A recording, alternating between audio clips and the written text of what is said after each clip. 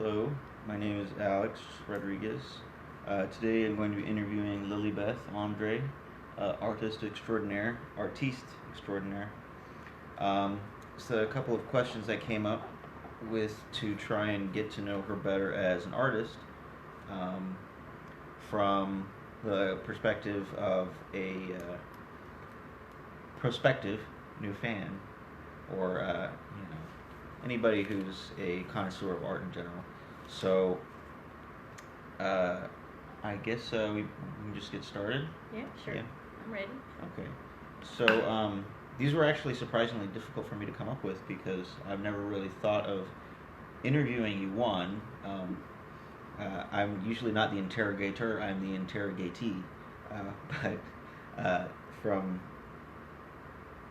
trying to find out more about how you think of as an artist, and as opposed to just my mother. So it was kind of different.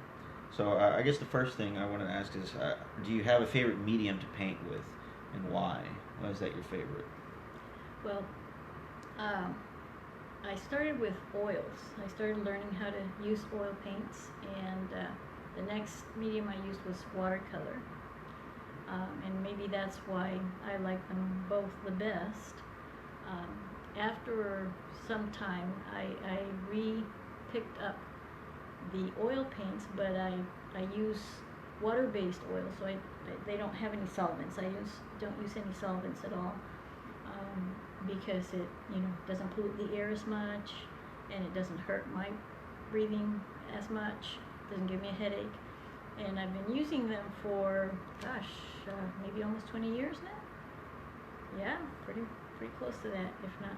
Yeah, this year would be 20 years that I've been using them. So to me, they have everything that regular oil paints have, but no solvents are involved. So I like oils because they allow me to layer the colors.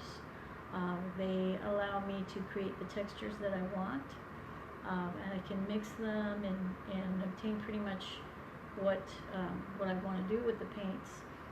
Can you mix watercolor paints together and kind of get the same sort of flexibility that you have with oil paints, or are oil paints unique in that you can pretty much create exactly what you want by combining them with other colors? Yeah, pretty much that's the way I usually paint. Sometimes I do mixed media, which I bring in maybe oils and watercolors, acrylics, and maybe even pencil. But typically my paintings are all one medium, whether it's oils or acrylics or pastels, and depending on what I want to create. But my usual work is done in oil paintings, and I think that's probably why I experimented a lot, growing up and learning the various mediums. So I can do work in colored pencil or pastels or acrylics or watercolor. One I haven't really experimented that much with is gouache and Gouache? gouache. Gouache. Gouache. How do you spell that? Gouche with Oh. accent on the It E. almost sounds like Gorsuch. Yeah. Gorsuch. Well, Gorchester. and encaustic also, which is a wax-based paint. Is it toxic? No, well, the pigments could be toxic, but I don't think Because those. it's called caustic. Oh, no. Okay. But I have done some wax-based work. So it just depends. I always like to. Waxing as paint?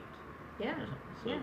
you can It's- just layer on. And then you add heat, and then it starts Oh, blending, okay. and you can mix or add textures. Oh, okay, that makes a lot of sense. Yeah, That sounds it's interesting. Fun. It's fun.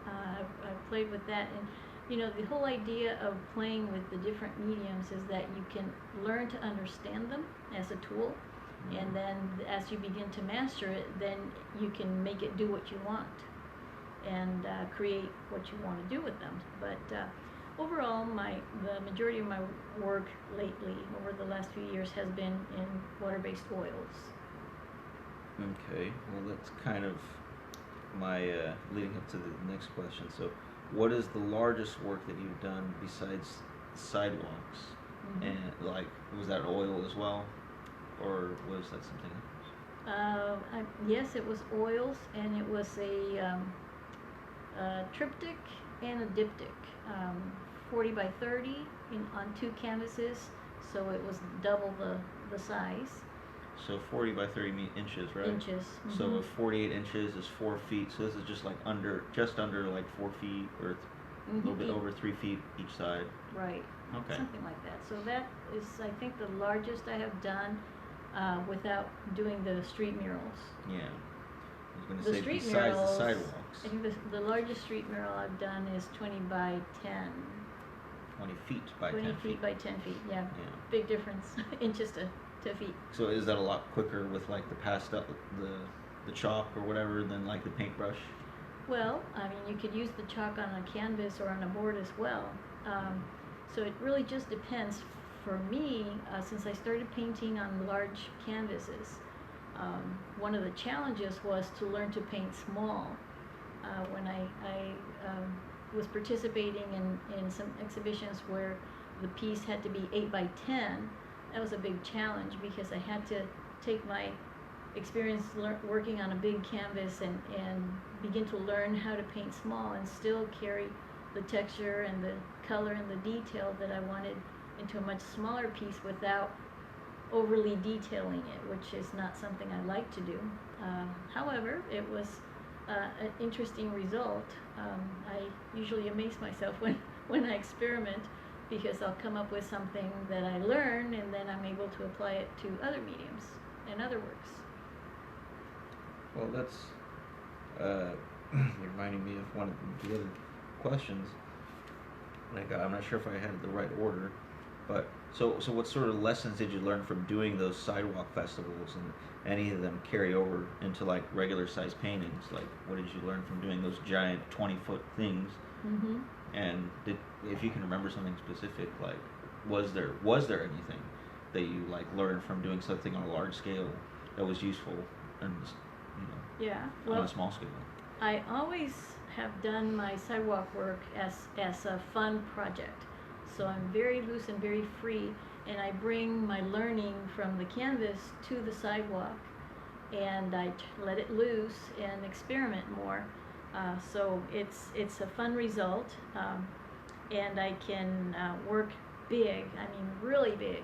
In these cases, I like working on large canvases, but working on the pavement is really fun because it's a very large work. The challenge comes in not losing perspective of what you're working on.